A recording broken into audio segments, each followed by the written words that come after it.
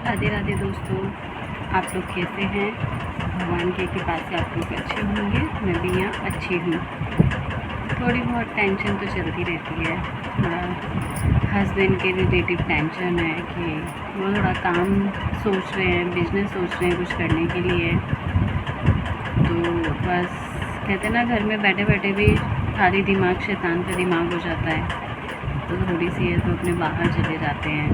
मैंने सोचा कि आपसे तब तक बातचीत कर लूँ, आगे का कुछ बताऊँ। तो आगे बढ़ने से पहले मेरे चैनल को सब्सक्राइब कीजिएगा।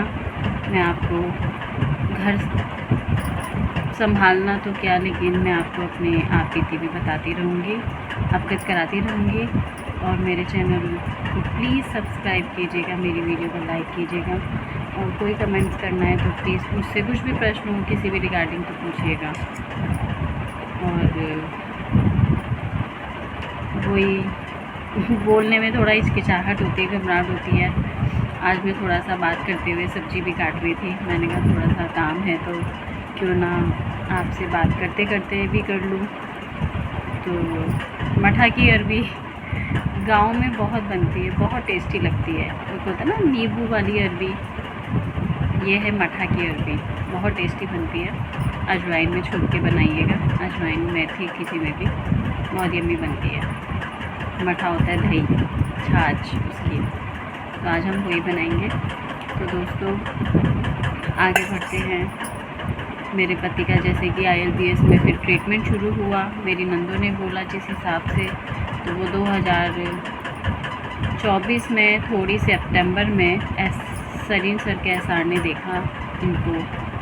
तो उन्होंने कहा कि मुझे बहुत गट फीलिंग है कि यार तेरा लीवर बिना ट्रांसप्लांट के ठीक हो जाएगा। तो उन्होंने कुछ मेडिसिन दी। उन्होंने कोई मेडिसिन ऐसी दी जिससे इनको, उन्होंने बोला भी था कि तुझे चक्कर आएंगे फिर भी तू घबराना नहीं, ये मत करना वो मत करना। ये कह लो कि हमारा टाइम कुछ अव्यवस्थित होने वाला था, इसलिए। तो वो गोली खाने के बाद वाकई में ऐसा ही हुआ। ये पूरी रात इनको होश नहीं था। ये बेहोशी की हालत में आके गिर जाते, चक्कर आते, सब कुछ होता। तो अगले दिन ऐसी हालत हो गई कि मुझे इन्हें लेके जाना पड़ा हॉस्पिटल। तो हॉस्पिटल में तो बड़ी मुश्किलों से एडमिट करा। इनके कहा कि ये दवाई दे दो, वो दे दो, सर घूम रहा है तो ये कर लो, गैस की गोली दे दो। तो जैसे तैसे मैंने कैसे भी करके हाथ पैर जोड़े डॉक्टरों के, बहुत मिन्नतें की, फिर जाके इनका एडमिशन हुआ। वहाँ पता चला कि इनके इन्फेक्शन आ चुका है, और वो इन्फेक्शन की वजह से बाकी शरीर पे भी असर पड़ना शुरू हो जाना चाहिए, हो जाने वाला था।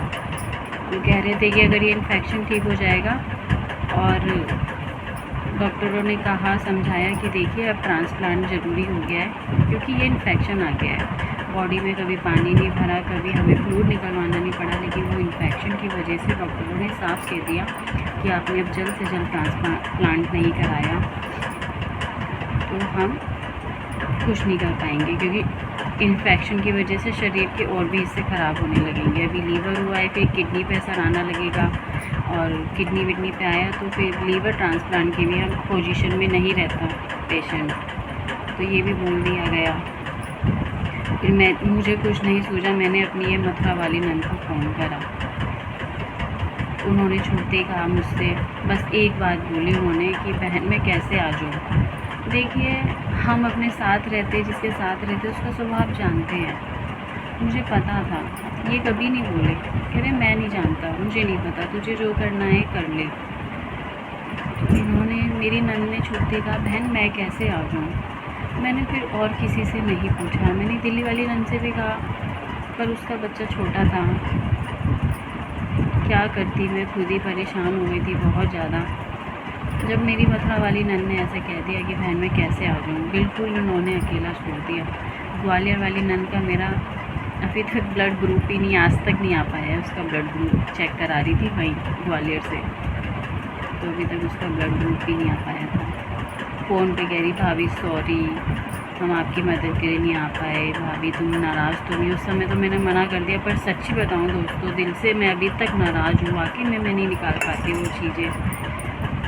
मेरी माँ भी कह रही तू क्यों दे रही है, फिर मैं ही आगे आई थी। मेरी माँ ने कहा तू क्यों दे रही है, बच्चे कौन देखेगा। उनको भी डाउट था चलिए, लेकिन वो चाचा के लड़कों से कह रही नितिन तू दे दे तू दे दे। तो उन्होंने कहा भाई सुषमा ममता कहाँ है, वो आ रही थी वो दे रही थी। तो मैं स्पीचलेस थी। प्रभु ने बस इतनी मेहरबानी की कि मेरा ब्लड ग्रुप उनसे मैच कर गया। मैंने तीनों स्टेज पार किए, भगवान की ऐसी मनोकामना हुई। और हमें 12 दिसंबर की डेट मिली थी ट्रांसप्लांट की, लेकिन उससे पहले फिर इनको इन्फेक्शन दोबारा इन्फेक्शन हुआ, ये एडमिट हुए। बस मैंने डॉक्टर से हाथ पैर जोड़ा कि बस इन्हें ट्रांसप्लांट तक ले आइए। उन्होंने कहा आपको अपना भी ध्यान रखा होगा। हॉस्पिटल से घर का आना जाना और जो भी 20-25 दिन पहले रुकना, वो सब मैंने ही किया था दोस्तों।